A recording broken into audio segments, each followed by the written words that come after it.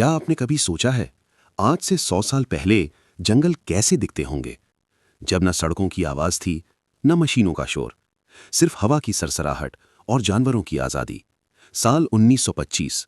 भारत के घने जंगलों में सुबह सूरज की किरणें जब पेड़ों के बीच से जमीन पर गिरती थीं, तो ऐसा लगता था जैसे सोने की चादर बिछ गई हो। हिरन खुले मैदान में बेखौफ दौड़ते थे, हाथी अपने झुंड के साथ नदी की ओर जाते थे, शेर और बाघ अपने विशाल क्षेत्र के राजा थे।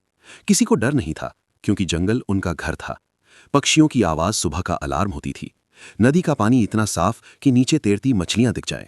पेड़ सैकड़ों साल पुराने, विशाल और मजबूत। हर जानवर का अपना नियम था। शिकार भी होता था, लेकिन सिर्फ भूख के लिए, ना कि लालच के लिए। और फिर मौसम बदलते थे। बरसात आती तो जंगल और भी जिंदा हो उठता। बूंदें जब पत्तों पर गिरती तो ऐसा लगता जैसे प्रकृति खुद संगीत बजा रही हो। नदी उफान पर होती, मेंढक टर टर करते और हाथी कीचड़ में खेलते नजर आते। सर्दियों की सुबह में हल्की धुंध छा जाती। शेर चट्टान पर बैठा सूरज की गर्मी महसूस करता। हिरनों के झुंड पास में चरते रहते। जंगल में एक नियम था, संतुलन का नियम। बाघ जब शिकार करता तो पूरा जंगल चुप हो जाता, लेकिन कुछ ही देर बाद जिंदगी फिर से बहने लगती, क्योंकि यहां कोई नफरत नहीं थी, कोई लालच नहीं था, सिर्फ जिंदा रहने की एक सच्ची कहानी थी।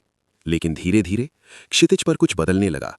दूर कहीं पेड़ों की जगह खाली मैदान दिखने लगे, कुल्हाड़ियों की आवाज सुनाई देने लगी और जंगल के रास्तों पर इंसानों के कदम पड़ने लगे।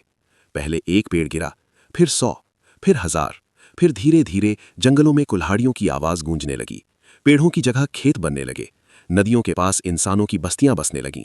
जानवरों को पीछे हटना पड़ा, जंगल सिकुड़ने लगे। आज 100 साल बाद हम सोचते हैं कि जंगल छोटे क्यों हो गए। शायद इसलिए क्योंकि हमने घर बनाने के लिए उनका घर छीन लिया।